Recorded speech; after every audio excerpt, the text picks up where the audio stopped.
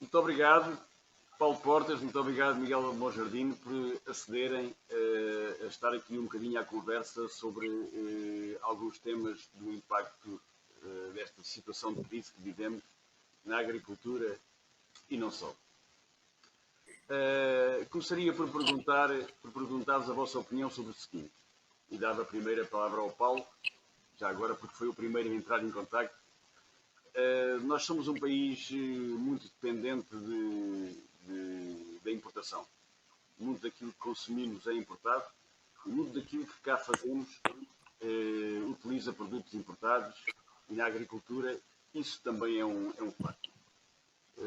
Quer seja componentes, quer seja matérias-primas para rações, quer seja sementes, utilizamos muita coisa. Portanto, esta dependência do comércio internacional é muito grande no nosso país. Estamos numa situação perigosa quanto a isso, Paulo? Peu, muito bons dias a todos e ao Miguel. Vamos lá ver. Eu, teoricamente, tanto quanto é possível ver o que ainda não se vê, eu acho que, como grandes tendências, nós vamos ter um mundo provisoriamente menos aberto do que o mundo que nós conhecemos antes. Porque se uma pessoa pensar em tendências principais, eu acho que os Estados Unidos, independentemente do que acontecer em novembro, vão sair reforçados na sua convicção de que a China não é confiável.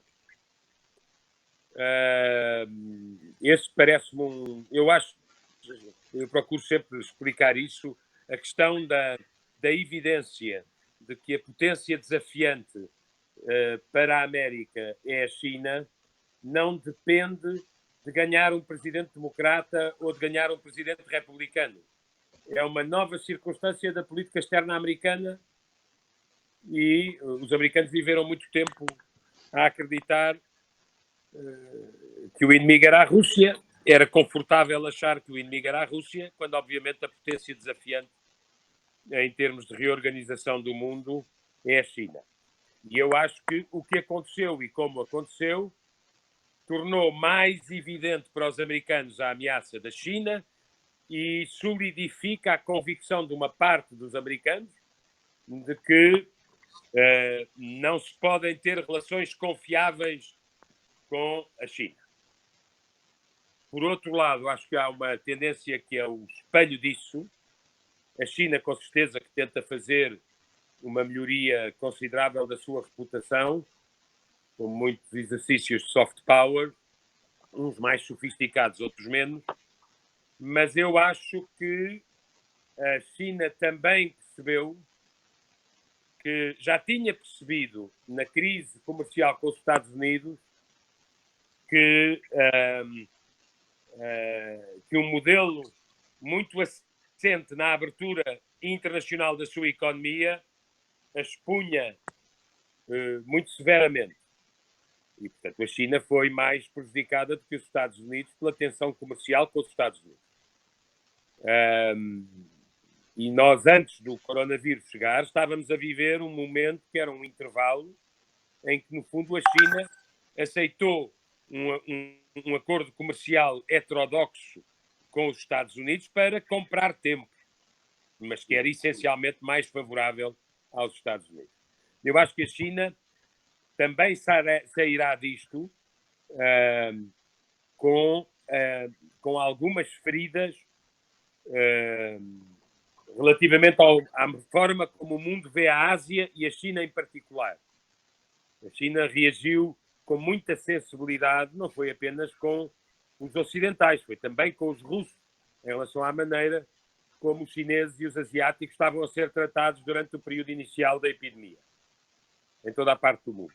E, portanto, por um lado, acho que os Estados Unidos ficarão mais convencidos de que a relação com a China não é uma relação inteiramente confiável, e são as duas maiores economias do mundo, e por outro lado, a China terá uma tendência eu acho, progressiva de olhar mais para dentro. A Europa, eu acho que descobriu,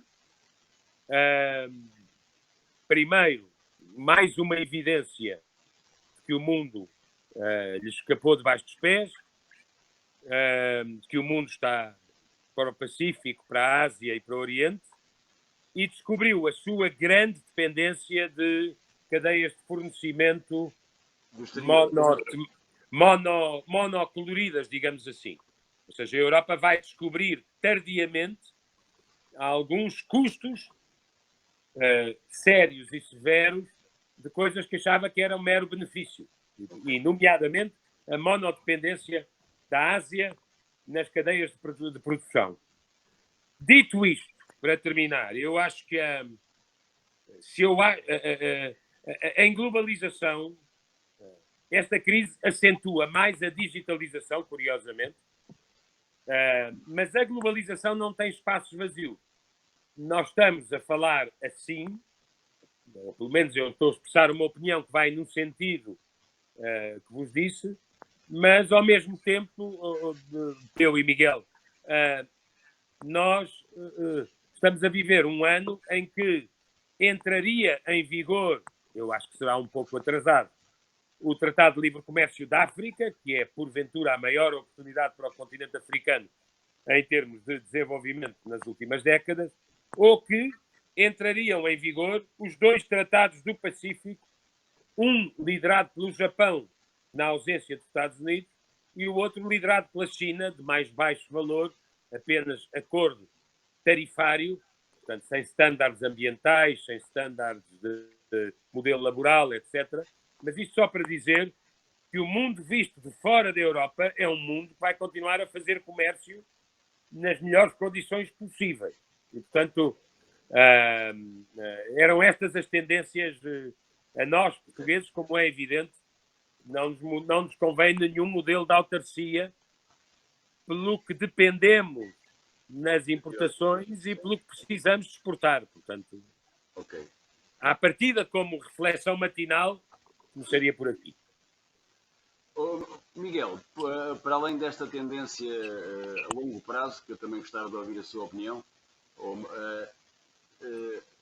serão possíveis alguns constrangimentos logísticos? Digamos, esta situação concreta poderá trazer também alguns constrangimentos logísticos?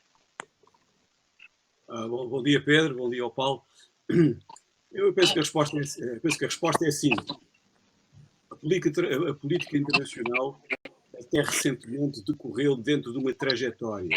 E dentro dessa trajetória, Portugal posicionou-se, de certa forma, como um país plataforma e como um país que beneficiava muito da sua integração na globalização. Eu, pessoalmente, não acredito que a globalização vai acabar. Mas a logística da globalização, a organização de todo o processo das cadeias de valor, poderá vir a alterar-se de forma significativa em algumas áreas. E isso é algo a que nós, portugueses, devemos, obviamente, prestar muita atenção.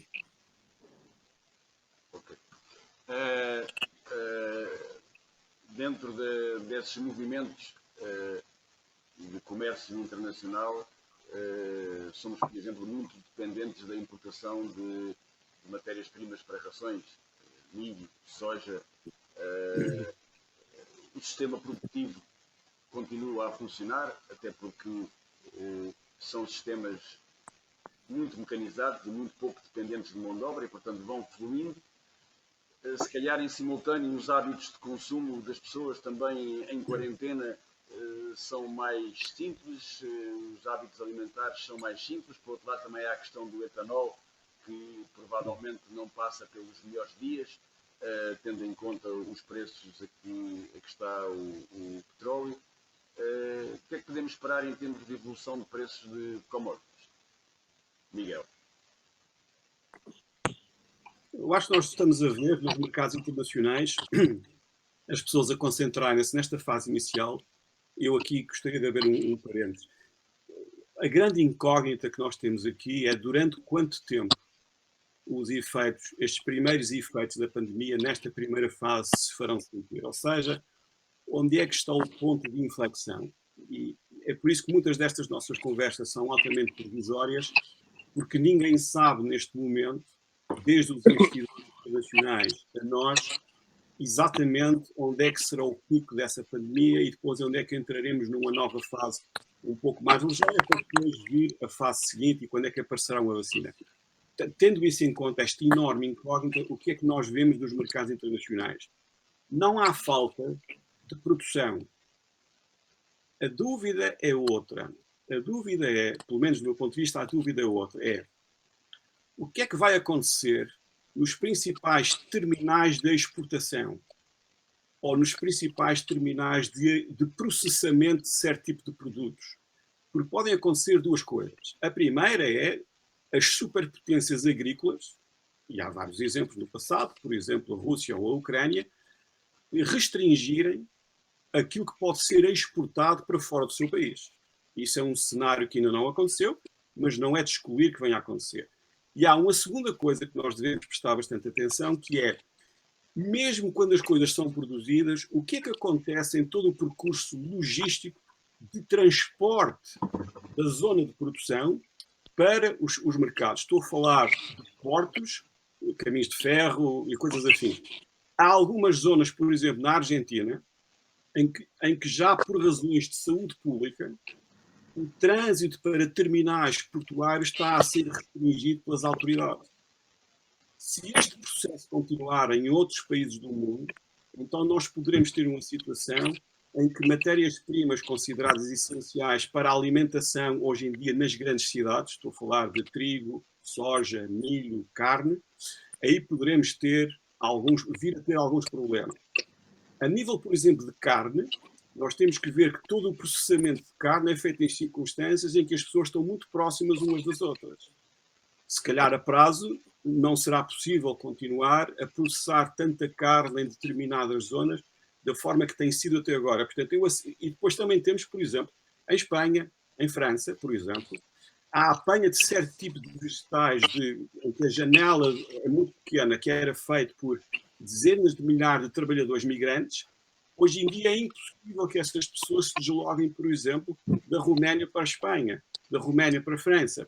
Quem é que apanhará esses vegetais nas próximas semanas? Essa é uma questão às quais pelo menos eu não tenho resposta neste momento. É uma questão muito importante. O Paulo quer dizer alguma coisa sobre isso? Pedro, queria só dizer o seguinte. Logística. Um ponto que o Miguel frisou e que eu acho que as pessoas devem estar aware.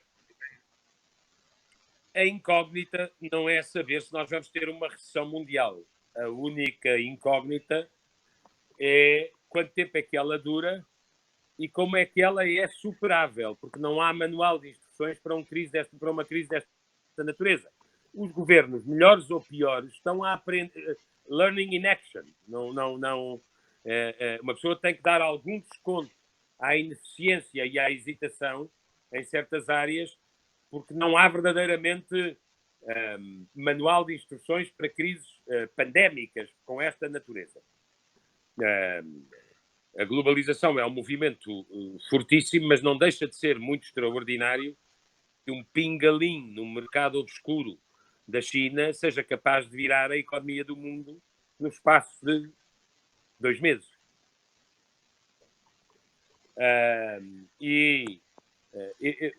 A única coisa que eu acho que é relevante é que nós vamos ter, nesta fase, uma paragem súbita, que é uma paragem quase generalizada, embora não simétrica do ponto de vista do tempo, ou seja, quem agiu mais depressa e mais brutalmente estará em condições prudentes para recomeçar as atividades económicas e nisso a Ásia vai com avanço sobre a Europa e a Europa com algum avanço sobre as Américas.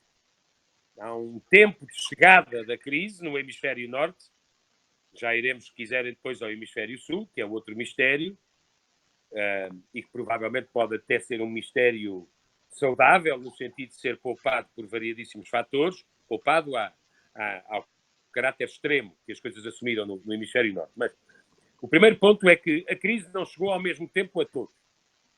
E isto é visível num sentido macro geoestratégico e é mesmo visível dentro dos continentes. Há, apesar de tudo, diferenças entre quem agiu mais depressa, quem agiu com maior firmeza e quem criou condições para procurar antecipar um pouco a recuperação. O segundo ponto, Joaquim Pedro, eu acho que é talvez o mais determinante, é saber se há alterações comportamentais, já lá iremos certamente, que nascem desta crise. Eu sou dos que acham que haverá algumas alterações comportamentais e, portanto, o meu segundo ponto é que não será igual nem o tempo, nem a viabilidade de uma recuperação em todos os setores. E há setores que são provisoriamente beneficiados, como acontece em todas as crises. Há setores que poderão levar mais trimestres ou semestres a recuperar, e eu acho que há outros que estarão seriamente em crise e que são relevantes para Portugal, nomeadamente o que tem a ver com turismo e indústria de convenções, congressos, coisas que impliquem multidões, digamos assim. Portanto, esse é um segundo ponto. Como há uma drástica queda da procura, eu acho que relativamente ao petróleo as coisas têm uma naturalidade, quer dizer, os preços baixam porque, antes de tudo mais, há menor procura. Não deixa de ser interessante, frisando um ponto que o Miguel disse, salientou, a economia da Rússia, para lá do petróleo, funciona muito mal. Não houve... A economia da Rússia é oligárquica, não teve nenhum grau de internacionalização como a chinesa, não fez reformas significativas e sem o petróleo vive muito mal.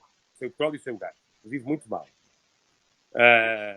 E daí o conflito entre a Arábia Saudita e a Rússia, para além de razões de preços, outras geoestratégicas, está a dominar a questão do petróleo. Portanto, eu quero dizer, enquanto a economia tiver muito pouca procura, e nós estamos num momento de paragem súbita multicontinental, mesmo a China tem que ser muito prudente nos timings da recuperação, porque a China, como é uma economia muito internacionalizada, como é uma economia, é a segunda maior economia com mais investimento estrangeiro, a China tem o problema que nós na Europa temos, como tratar da saúde sem prejudicar a economia. A China está um passo à frente, que é como é que recupera a economia sem danificar outra vez a saúde.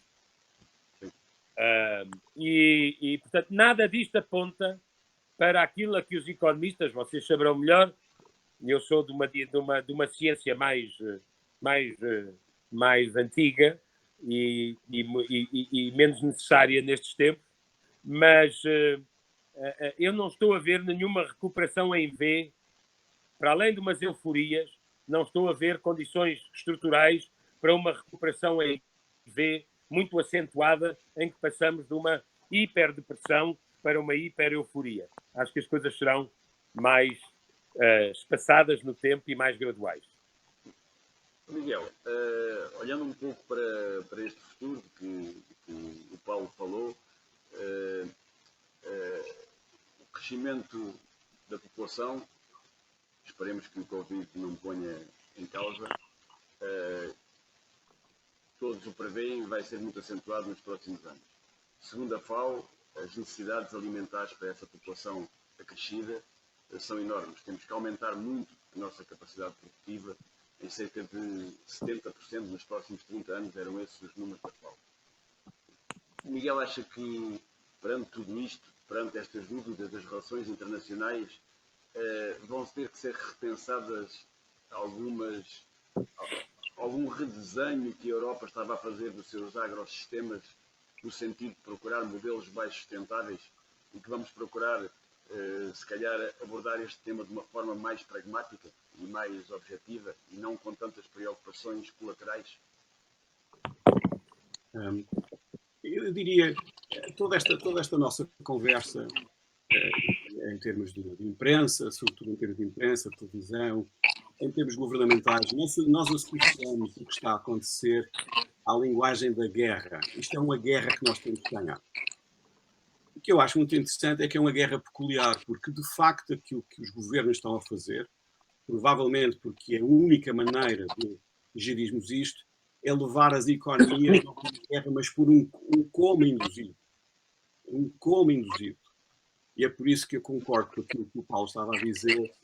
Quando se coloca uma economia em coma induzido, é difícil haver uma recuperação em V.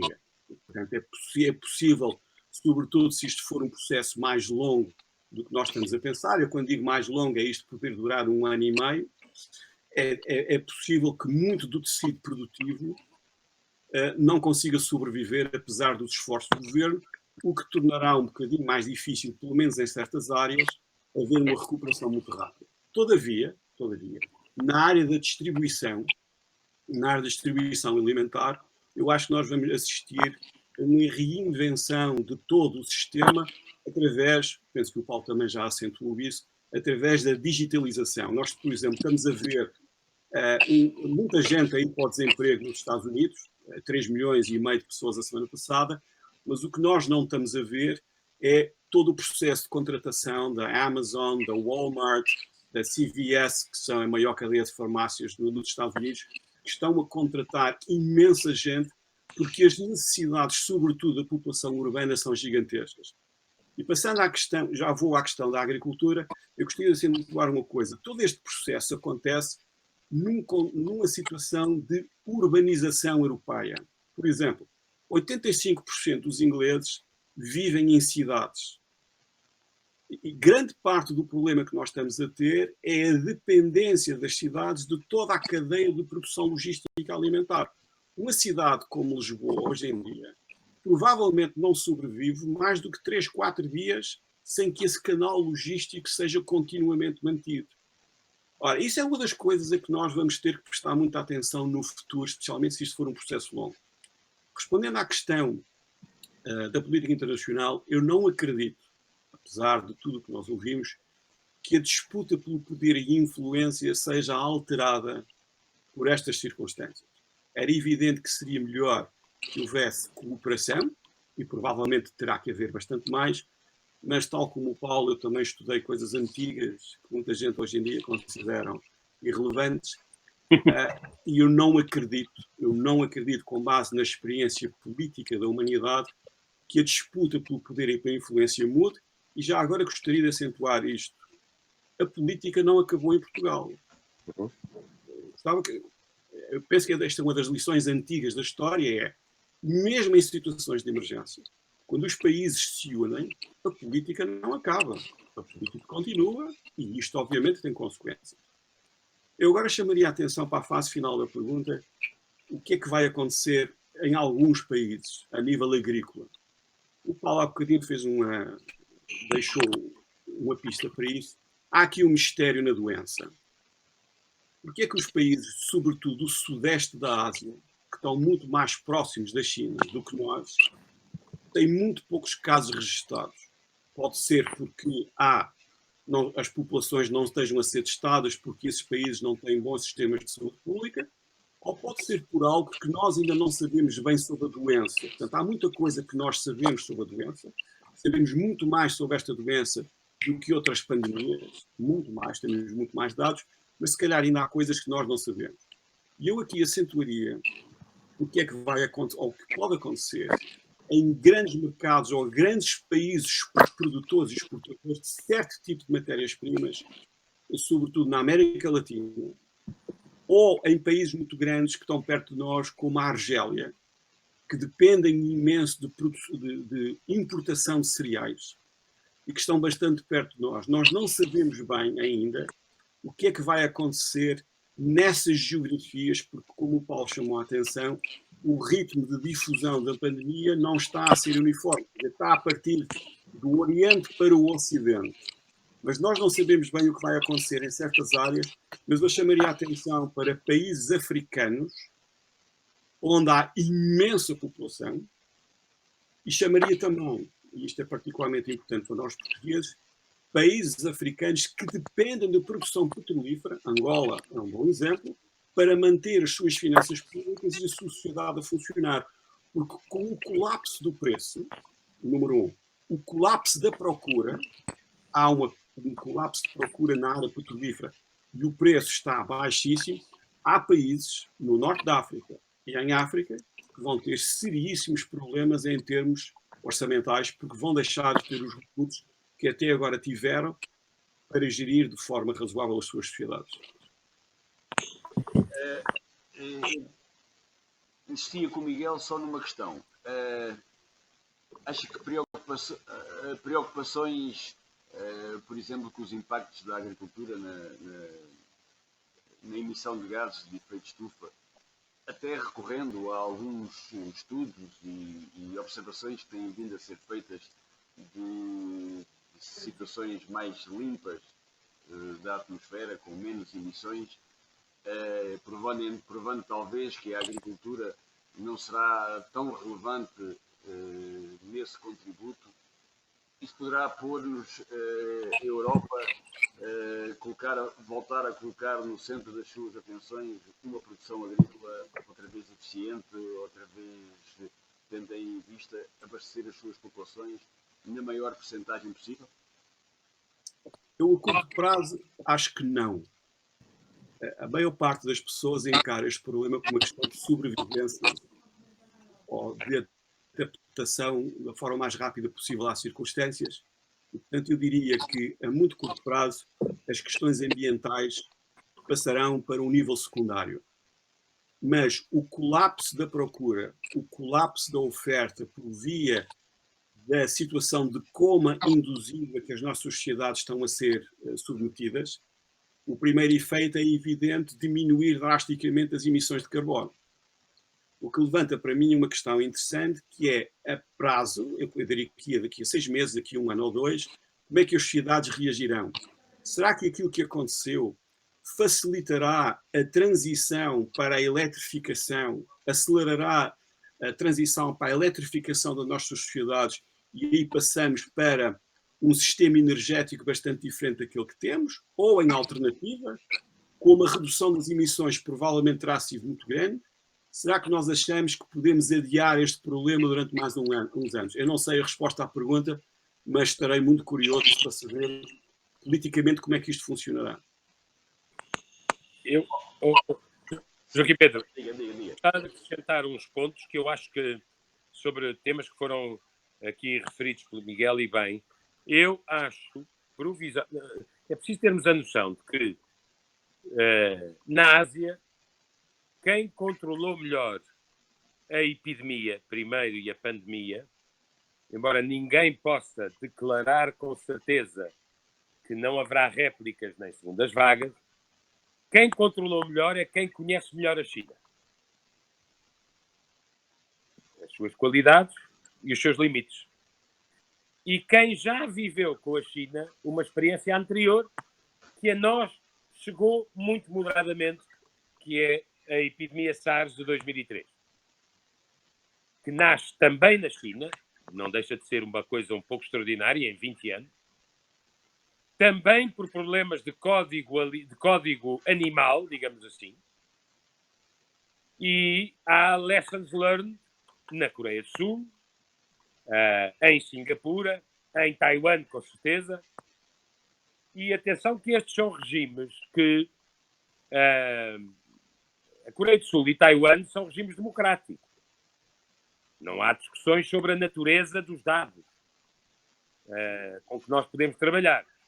O que nós também sabemos é que a estrutura da autoridade na cultura asiática é completamente diferente da ocidental e da europeia, em particular.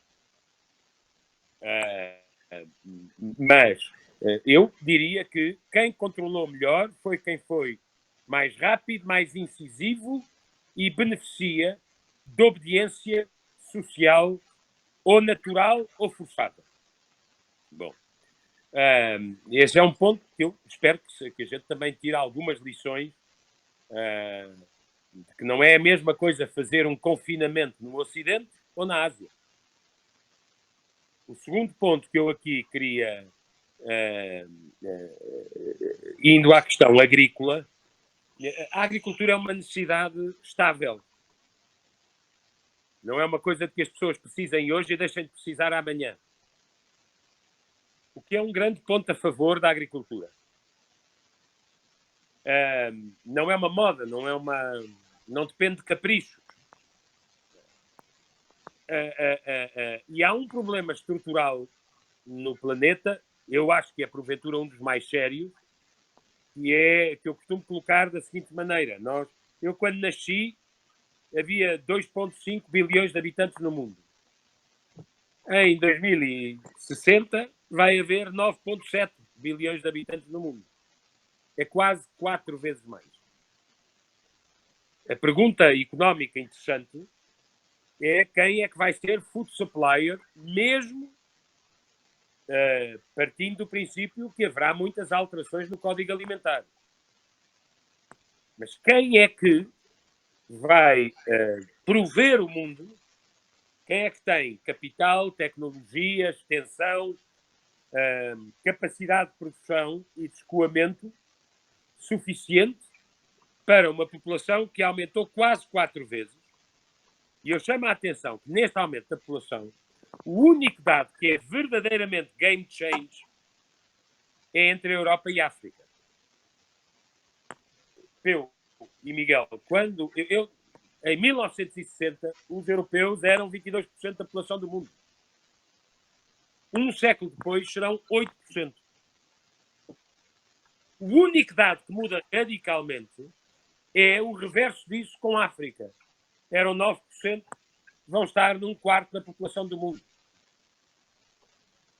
E isto implica, por mais alterações, como tendência estrutural, demonstra a absoluta necessidade,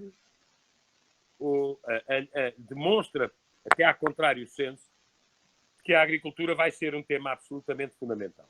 E a Europa vai ter essa preocupação? Tem que ter. Não pode deixar de ter, até porque a Europa tem a fronteira mais complicada nessa matéria.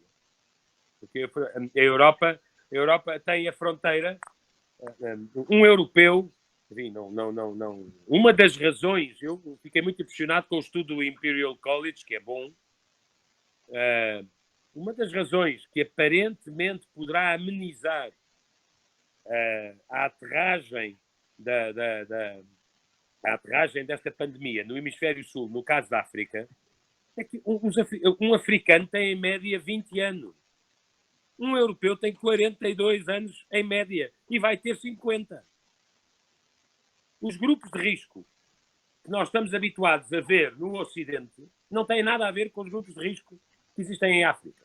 Bom, mas voltando, eu acho que isto acentuará a importância geoestratégica de grandes produtores alimentares. Estou a lembrar-me, por exemplo, do Brasil. Brasil, Argentina, Austrália. Algumas das nações africanas, eu digo sempre nas minhas aulas, eu sei que isto é difícil dizer a um lusófono, mas a África que funciona economicamente é a que não tem monodependência do petróleo nem do gás. Se nós olharmos para as séries macroeconómicas dos últimos 10 anos, a África que funciona é a Etiópia, é a Costa do Marfim, é a Tanzânia, é o Quénia, é o Ghana, é o Senegal, com recursos, com certeza, é o Uganda, é o Botsuana. Não são países monodependentes de petróleo ou de gás. E estão a crescer continuamente 6, 7, 8%, sendo que o exemplo de que toda a gente gosta, porque há 30 anos teve um genocídio, é obviamente o Ruanda. Pronto. Mas tem mais ou menos, enfim, tem 13 milhões de pessoas. Mas é essa a África que funciona. A África que depende, estritamente, como o Miguel há bocadinho salientou, do preço do petróleo para organizar as finanças e não ter desordem, essa estará numa situação problemática. Exatamente. Esse dado é um dado que eu também queria aqui acrescentar. Eu não excluiria. Até agora, isso não aconteceu. Há sinais de reação contra os europeus em Hong Kong, há sinais desagradáveis aqui e ali. A mim o que me preocupou mais foi que em Itália, anteontem, começou a haver assaltos a supermercados no Sul. Nós temos pensado sobretudo em termos de saúde pública e economia real. Falta acrescentar um terceiro fator. Nós podemos ter algum grau de desordem social. Sobretudo porque é evidente que a primeira consequência maciça de uma economia que para é o desemprego. Nós ainda teremos que esperar. As entidades estatísticas estão muito cegas. Não é possível fazer medições. Quer dizer, quando a gente vê os outlooks, eu pessoalmente, já agora gostava de dizer isto para os empresários do agroglobal. Eu acho que os melhores outlooks mais bem feitos, evidentemente vão errar, mas mais bem feitos, com melhor espessura, têm sido os da McKinsey todas as semanas. São bem feitos. Medem melhor, a meu ver, as consequências, tanto por setor como por tempo, por semestres e por trimestres. Dito isto, que eram parentes, eu não excluiria, sobretudo, se houver um arrastamento desta situação de paragem económica, a algum grau de conflitualidade social. Agora, a agricultura, só para terminar, eu acho que a agricultura já era necessária e mais necessária é neste quadro. As pessoas, em tempo de crise, lembram-se, esquecem-se das irrelevâncias e lembram-se do essencial. O essencial, como se diria antigamente, é ter comida à mesa e trabalho de manhã para poder sair de casa. Estas são as duas coisas essenciais, é comida e trabalho. Uma está seriamente em crise, que é o trabalho. A outra, Pelo menos eu acho que é determinante. Eu acho que naturalmente as pessoas percebem, embora tenha que se lhes lembrar, que a manutenção de cadeias minimamente eficientes de abastecimento é uma condição de sobrevivência. Mesmo como, suponho que era o Miguel que dizia, Lisboa não resistiria muitos dias numa desabastecida, digamos assim. Último detalhe que eu queria aqui, eu acho que ainda não chegou o tempo, eu pelo menos não o faço de momento, ainda não chegou o tempo de tirar conclusões políticas daquilo que está a acontecer. Mas há uma coisa que eu sei, ainda não disse, e, portanto só o digo em ambiente privado, mas vamos lá ser francos. Nós estamos a viver no mundo da Greta. Como a Greta gostaria que o mundo fosse. Sem aviões, sem carros, sem petróleo, sem poluição, sem atividade económica, sem negócios e uma grandíssima maçada. E, portanto, atenção que a histeria ecológica, sem responsabilidade nem pragmatismo, sem perceber que se a economia não for o pelotão da frente de uma transição energética viável, em que a indústria possa responder a compromissos viáveis, o mundo, sem poluição, é este em que nós estamos a viver.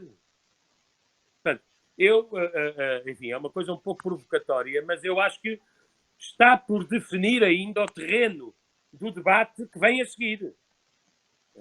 As pessoas não se vão esquecer desta experiência.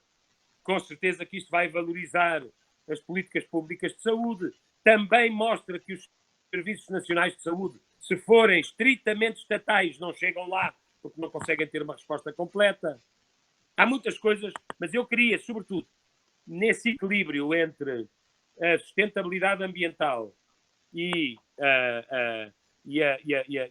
o fundamentalismo ecológico, eu sempre achei que os agricultores eram os melhores aliados do ambiente, ao contrário do que pensam os fundamentalistas do ambiente. O mundo nunca viveu, na memória viva dos atuais habitantes do mundo, uma situação destas. E atenção, eu só deixava esta mensagem. Um mundo com Um mundo não poluído é um mundo parado. Sim. Passo Miguel, a provocação, que é obviamente uma provocação. Ou seja, o que eu quero dizer com isto é que as transições energéticas não são uma questão de proclamação ideológica. Têm que ser feitas por quem as pode fazer faseadamente e responder aos respectivos objetivos, se forem realistas. eu acho esta abordagem do Paulo muito interessante e gostava muito de ouvir a opinião do Miguel sobre isto. Até porque, curiosamente, e perante a opinião pública, ou pelo menos aquela que envolve mais o setor agrícola, ficamos sempre um pouco com a ideia que o setor agrícola é mais escrutinado do ponto de vista ambiental do que os outros setores da atividade económica. E, na minha modesta opinião, na realidade, de uma forma bastante injusta. O que é que o Miguel pensa desse assunto? Voltamos a uma coisa que o Paulo chamou a atenção, e que eu também tentei chamar a atenção no início, é a alimentação, a agricultura, nestas circunstâncias, é a prova evidente do seu papel essencial numa sociedade. Sem agricultura não há uma comunidade política como nós a conhecemos, no sentido de ser sociedades altamente integradas como aquelas que nós temos. As cidades em que nós vivemos são organismos sociais altamente complexos que pressupõem a existência de logísticas muito sofisticadas. Quem é que mantém estas logísticas muito sofisticadas? Sobretudo a produção agrícola, ou as pessoas que transportam a produção agrícola. Eu chamaria a atenção, queria só dar um passo atrás, quando se falou em superpotências agrícolas, eu faria uma pergunta: quem é que tem água? Quem é que tem água? Onde é que está a água no mundo? E se nós olharmos para quem é que tem água e para quem tem produção agrícola, este é um dado estrutural na política internacional. Não mudará daqui a um ano nem daqui a 10 anos. Portanto, esses países, e basta olhar para o mapa para nós vermos quais são, esses países terão um futuro risonho em termos agrícolas. A outra coisa que eu gostaria de chamar a atenção em relação à pergunta que me foi feita é: não é possível, ou deixa-me pôr ao contrário, há várias transições energéticas na história. Houve várias. Nenhuma delas foi rápida. Todas as transições energéticas que aconteceram até agora, da madeira para o carvão, do carvão para o petróleo, e agora que estamos a iniciar uma transição energética para a eletrificação das nossas sociedades, todas essas transições energéticas levaram 60 a 70 anos. Eu não faço ideia quantos anos é que esta durará. Agora, não acredito que seja possível reconverter todo o sistema, que é muito complexo, de abastecimento de energia de uma sociedade num prazo de 3, 4, 5 anos. Isso parece-me ser ficção científica. E nem sequer é boa ficção científica. Portanto, eu preparar-me-ia a nível agrícola, certamente para a necessidade de fazer uma transição energética. Esta crise poderá acelerar este processo, mas mesmo assim eu diria que estamos a falar de algo que perdurará durante bastante tempo. Será um processo longo do meu ponto de vista. Miguel, só mais uma questão. Miguel tocou num ponto essencial, que é a disponibilidade de água como fonte de riqueza para a produção agrícola. Aí também as questões ambientais, do meu ponto de vista, têm limitado um pouco aquilo que se podia fazer no nosso país nessa área. Temos bacias hidrográficas excedentárias a norte, temos as bacias hidrográficas deficitárias a sul. No entanto, as grandes obras têm vindo sempre a ser dificultadas ou postas em causa por questões ambientais. Essa balança vai ser alterada? Essa medida? Eu não ouvi bem a pergunta, por uma questão de som, não ouvi bem a parte final da pergunta. Eu estava a dizer se esta possibilidade que nós temos de fazer obras ao nível da hidráulica, que possam ter um país mais homogéneo em termos de disponibilidade de água, e que são postas em causa muitas vezes por questões ambientais, se acha que isto é um problema que pode no futuro ser ultrapassado? Eu confesso que tenho algumas dúvidas. tenho algumas dúvidas, exatamente um pouco por aquilo que o Paulo chamou a atenção, que é, nós não conseguimos prever, de momento, como é que nós reagiremos em termos de percepção social, em termos ambiental, e respectivas respostas políticas àquilo a que nós estamos a viver. Eu não sei a resposta a essa pergunta. Não sei. Admito dois cenários. É a crise ser de tal maneira grave nas nossas sociedades que esse tipo de preocupações passa a ser secundário, ou também, exatamente porque a crise ser muito grave, a nossa sociedade chegar a uma conclusão oposta. Mas eu gostaria só de dizer uma coisa. Nós sempre houve pandemias na história. É por isso que eu tenho uma certa dificuldade em aceitar a ideia de que isto é um cisne negro. Os cisnes negros são situações imprevisíveis, fora da nossa imaginação. Ora, se há coisa que foi posta em documentos oficiais nos últimos 10, 15 anos, a nível número 1 de ameaças primárias à segurança do Estado, foram as questões da pandemia. O que faltou foi vontade política para considerar que isso era um cenário realista. Há imensos governos que fizeram isto. E, portanto, essa questão sempre houve. O que é interessante para mim pensar é que algumas epidemias não deixaram, vou falar, por exemplo, da gripe espanhola em 1918, não deixaram marcas culturais na história. Na história dos Estados Unidos, por exemplo, não há nada em termos de literatura, de poesia, nada que a sociedade basicamente apagou esse acontecimento da sua memória histórica e entrou a mil a hora nos anos 20, e nós vemos isso muito no cinema americano. Quando nós vemos filmes americanos, por exemplo, sobre o que se passou nos anos 20, vemos a música, vemos a exuberância, vemos a bolsa, vemos a economia a crescer, mas não vemos nenhuma referência ao trauma coletivo que foi a morte de tanta gente, e na altura não havia vacina, não havia nada. Portanto, a história diz-me que é preciso ter alguma cautela na maneira como nós vamos interpretar este acontecimento. Nós estamos a partir do pressuposto que será extremamente traumático. E provavelmente pode ser.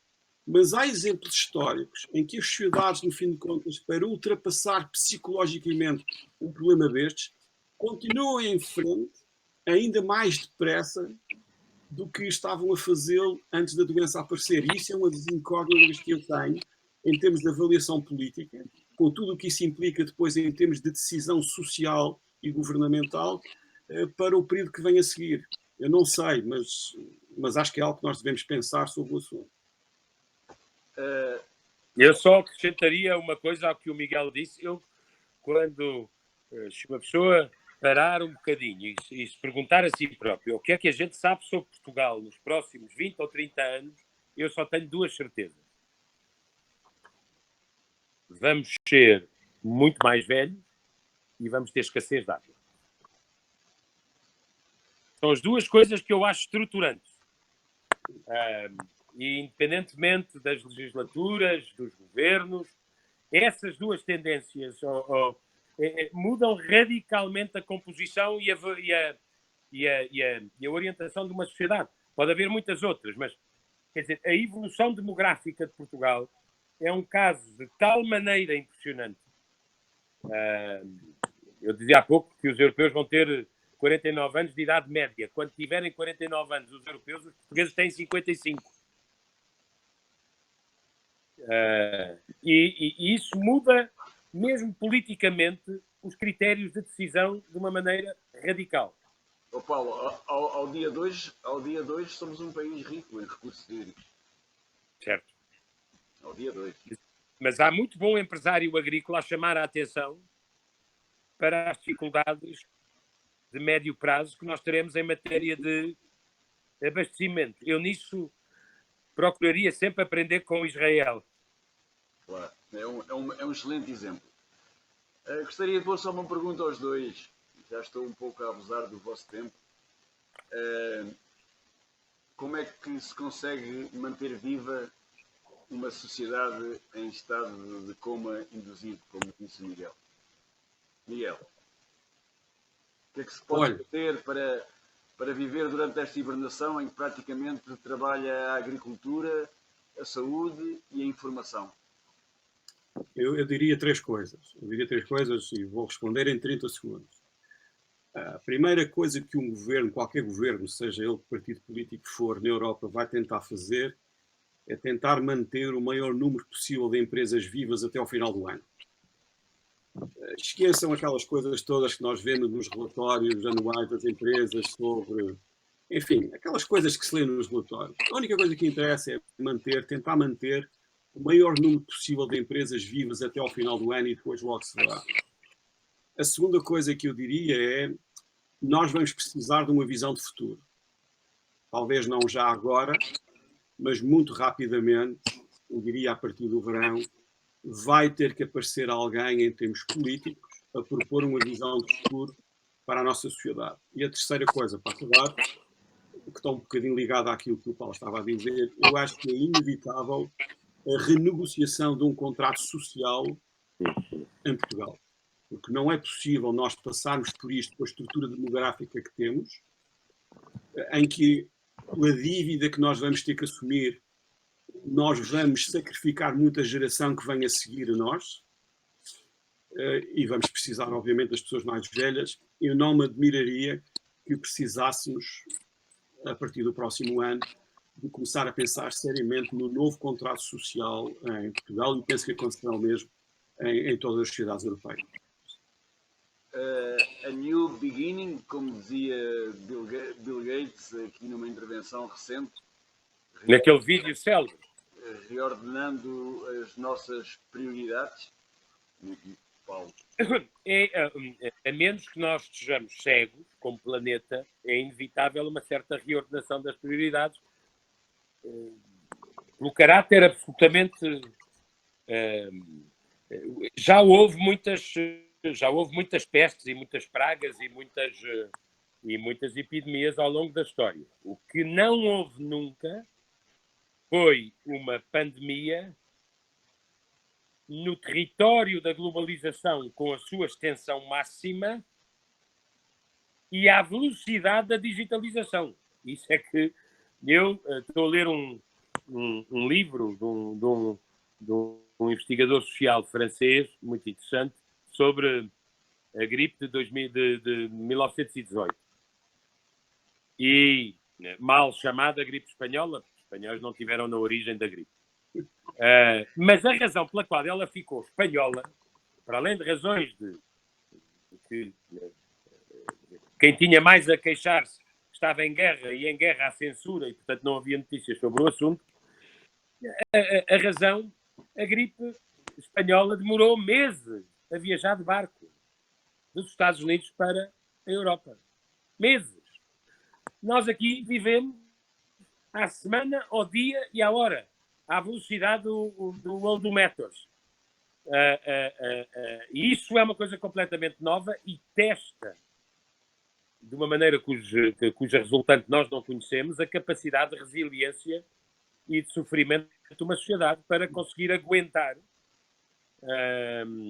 tempos de provação e de insegurança. Porque verdadeiramente ninguém sabe o dia seguinte. Agora, eu há uma coisa...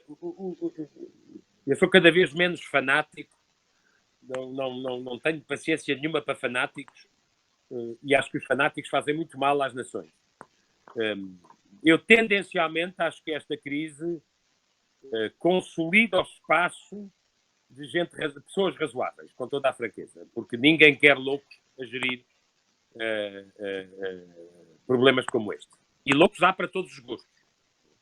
Bom, que a gente não se esqueça que aqui ao lado, em Espanha, para além de cada autonomia achar que tem um sistema de saúde próprio, com regras próprias, aqui ao lado, em Espanha, o governo há 15 dias foi todo para manifestações com milhares de pessoas contagiarem-se uns aos outros por causa do feminismo, Joaquim Pedro e Miguel. Parado aos céus de irresponsabilidade. Metade do governo está contagiado. Eu acho que, curiosamente, esta crise apela a gente razoável e segura. Não apela a histerias nem a gente deslocada, que há muita e de muitas cores pelo mundo fora. Nem as soluções radicais. Não, eu acho que não. Apela a funções da autoridade, não tenho dúvidas nenhumas sobre isso. As pessoas, quando sentem uma enorme indefinição, pedem autoridade. E aceitam muito melhor as consequências de uma autoridade firme do que as consequências de uma hesitação permanente. Pronto, em certo sentido. Agora, valoriza a ciência, não tenho nenhuma dúvida, coisa que a mim, como princípio, a ciência também se engana e até para acertar engana, mas eu prefiro decisões tomadas com base em evidência científica do que decisões tomadas por palpite ou por capricho. Na certeza de que há decisões políticas que os cientistas não preparam. E essas são da essência da política. Portanto, eu diria com certeza que vai... nós ainda não vimos, mas eu acho que politicamente talvez as pessoas valorizem mais a governação com conhecimento, se quiser. Agora, há um ponto economicamente para responder ao que o Joaquim Pedro estava a perguntar, e que é este. Nós sabemos que em todas as crises há uma espécie de seleção natural das empresas que ficam, porque são sólidas ou porque aproveitam uma oportunidade que lhes é favorável, e há empresas que ficam para trás. E, portanto, todas as crises reestruturam economias. Eu acho, como disse o Miguel, o essencial para qualquer governo sensato é manter um mínimo, que é um mínimo considerável, de economia e de equilíbrio social até ao final do ano, diz o Miguel, ou até pelo menos à visibilidade do que é o futuro. Só se, quer dizer, isto parece-me evidente. Mas chama a atenção do seguinte. Os chineses têm um modelo eu costumo dizer, de liberalização dirigista. Vertical. Tem os seus limites, mas tem a sua eficácia. Os americanos têm muitas coisas que um europeu percebe mal, mas há uma coisa que um europeu devia aprender com os americanos. O sistema de decisão é muito rápido em crises graves. Os americanos, os democratas e os republicanos não se entendem sobre nada há muitos anos, o que é um desastre para o melhor da cultura política americana, que sempre foi o espírito bipartidário. O bipartisan attitude está desfeito. E não é só de agora, já vem de trás. Mas é extraordinário como os americanos, como aconteceu em 2008, quando em poucos dias injetaram, creio eu, 700 mil milhões de dólares na economia, mas não é injetar através do crédito, depois de uma negociação de condições de acesso e de condições de financiamento. É injetar diretamente na economia. Aquilo que eu tenho, acho bastante extraordinário, a forma como os americanos aprovaram rapidamente, apesar das suas circunstâncias políticas e apesar do caos na gestão do vírus, como assunto de saúde pública, é muito impressionante como eles aprovaram um plano económico que dá, pelo menos no curto prazo, mais certeza às sociedades do que a incerteza que se vive na Europa neste momento. E o que eu temo é que um modelo de medidas que, tirando alguns casos, e eu sigo com particular atenção o que fazem os nórdicos, parecem ter um modelo diferente dos demais países da Europa. Eu chamo a atenção que um conjunto de medidas essencialmente orientadas para o endividamento pode causar uma espécie de seleção natural artificial, que é por não cumprir um objetivo absolutamente crítico, que é timing, obrigar uma série de empresas viáveis a deixarem de ser viáveis por circunstâncias completamente exógenas e que não são delas próprias. Portanto, eu teria Aquilo que me preocupa não é a seleção natural das crises. Há coisas que morrem e há coisas que nascem. É que haja uma seleção natural artificial causada pela incapacidade de resposta da Europa, em geral, em tempo real, a uma crise com esta dimensão. Mas era basicamente isto que me parecia. Miguel, esta intervenção do Paulo faz-me surgir uma questão. A injeção de fundos na economia através das empresas para elas se manterem vivas ou através de das pessoas diretamente para que elas, através do consumo, mantenham vivas as empresas?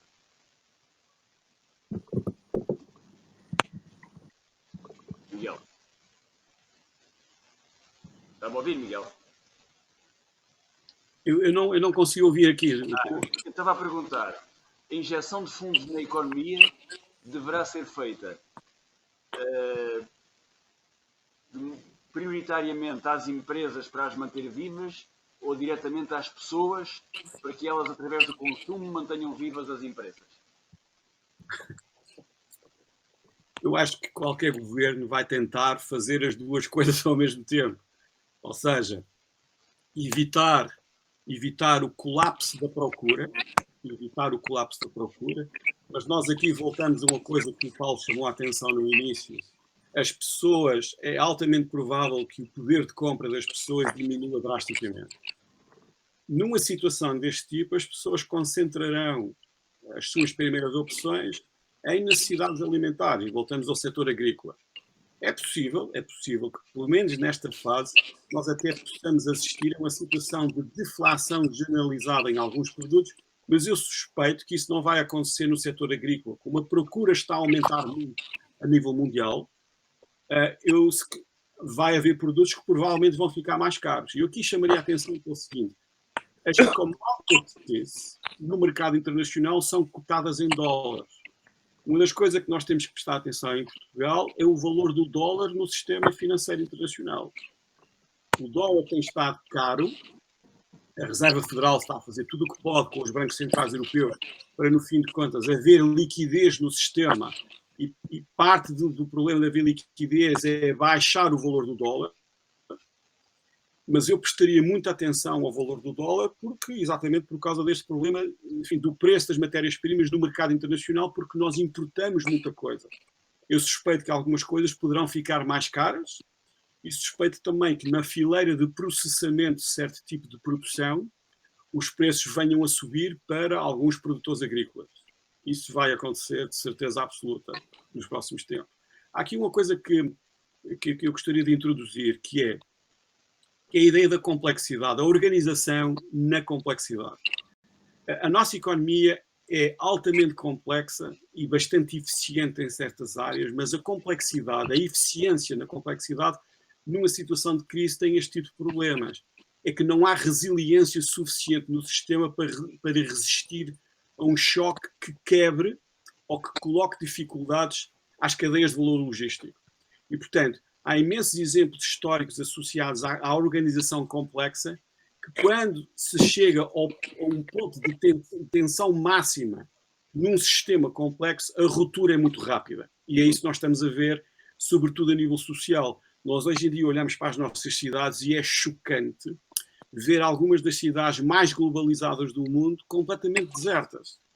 Isto tem imensas implicações, por exemplo, toda a fileira da restauração.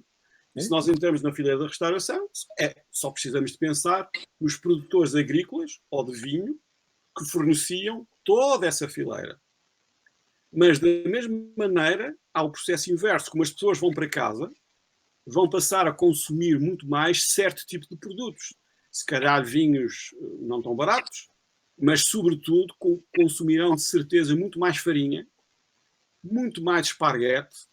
Aliás, basta ver o preço da pasta, por assim dizer, ou do trigo, ou certo tipo de cereais nos mercados internacionais. É um bocadinho aquilo que nós temos estado a conversar aqui. Perante uma situação de como é induzido nas sociedades, a adaptação social é muito rápida e privilegiará certo tipo de produção agrícola ou certo tipo de distribuição logística a nível nacional. Eu penso que isto está a acontecer e uma das consequências vai ser acelerar a digitalização de todo o setor de distribuição agrícola, porque, por exemplo, no sítio onde eu vivo, já há pequenos produtores a virem entregar a casa. Ou certo tipo de produtos processados, carne, por exemplo, em que vem trazer da casa. Os restaurantes que sobreviveram foram os que se transformaram em takeaway. Portanto, vamos começar a ver isso muito depressa. E o mercado é mais rápido que o governo. O que eu tiraria daqui, não sabendo nada de agricultura, apesar de ali em frente à minha janela eu ver imensas vacas, cavalos e porcos estão mesmo aqui à minha frente, é que provavelmente nós vamos assistir a um processo acelerado de transformação muito grande em todo o setor de distribuição alimentar nos próximos tempos. Isto vai ser coisas que nós, se calhar, estaríamos a pensar que iriam acontecer daqui a 5, 10 anos, uma transição lenta. Vai acontecer o mesmo que acontece em situações de emergência, que é o processo de adaptação será muito, muito acelerado. Porquê? Porque há procura e há necessidade. Joaquim Pedro, posso fazer-lhe uma pergunta assim, que é uma pergunta que me intriga. Uma pergunta sobre a qual não há dados. Não deixa de ser um bocadinho extraordinário que a Europa ande há não sei quantos anos a tentar criar artificialmente inflação, que não havia maneira de chegar ao mínimo de inflação. Eu tenho uma dúvida. É uma dúvida eu não sei se é um rumor, se é uma lenda. A sua avaliação dos preços dos produtos agrícolas nos supers e nos hipers mostra alguma evolução recente ou não? Que eu me dei conta de evoluções substanciais, não. Não. Por aquilo que o Miguel disse, de facto, no meio de toda esta crise, o setor agrícola, pelo menos o mais mecanizado, tem uma situação privilegiada, porque o seu processo produtivo continua. Há ligeiras subidas em relação aos produtos em que naturalmente as pessoas mais rapidamente tenderam a comprar mais até para guardar, mas de uma forma geral penso que ainda não há essa tendência generalizada. Ok. E uma sub-pergunta desta. E notou alguma alteração? Eu leio aqui e ali que sim. Notou alguma alteração na relação entre a distribuição e os produtores ou não? A relação entre a distribuição e os produtores... Entre as condições da distribuição relativamente aos produtores. Sim, chegam-me notícias, não dá para traçar um panorama geral, mas chegam-me notícias de maior sensibilidade. De alguma sensibilidade e de alguma turbulência a esse nível. Ok. Aqui e acolá, inclusivamente, para algum tipo de produtos não de primeira necessidade, situações um pouco mais drásticas, um pouco de parar para reavaliar todo, sim, reavaliar e renegociar todo um conjunto de acordos feitos. Aliás, eu penso que a palavra renegociação vai estar muito na ordem do dia da atividade empresarial. Quando se trata de dívida, é a palavra mais cara. Quando se trata de dívida, exatamente. Isso a gente sabe, não é? Essa é uma questão e estava um pouco foi um pouco por causa disso que eu perguntei como é que poderá ser feito o apoio, porque o apoio às empresas poderá dar apenas uma substituição de créditos. Se o apoio for feito diretamente às empresas em relação a um modelo de apoio mais às pessoas, mas todos os acordos comerciais provavelmente vão ter que levar ajustes e tem que haver uma grande disponibilidade e muito bom senso para as pessoas analisarem essas situações, pensando que o ótimo se calhar deixou de ser possível e que mais vale salvaguardar aquilo que é possível. Eu não tenho palavras para agradecer aos meus amigos terem perdido este bocado da manhã connosco. Eu sei bem quão valioso é o vosso tempo agora e por isso o meu agradecimento é mesmo... Eu é que agradeço e como terão notado, uma das vantagens do confinamento é que eu posso fumar sem vos contaminar. É verdade. Muito obrigado. Boa saúde. Obrigado. Boa saúde a todos. Obrigado. Igualmente. Muito obrigado. Muito obrigado.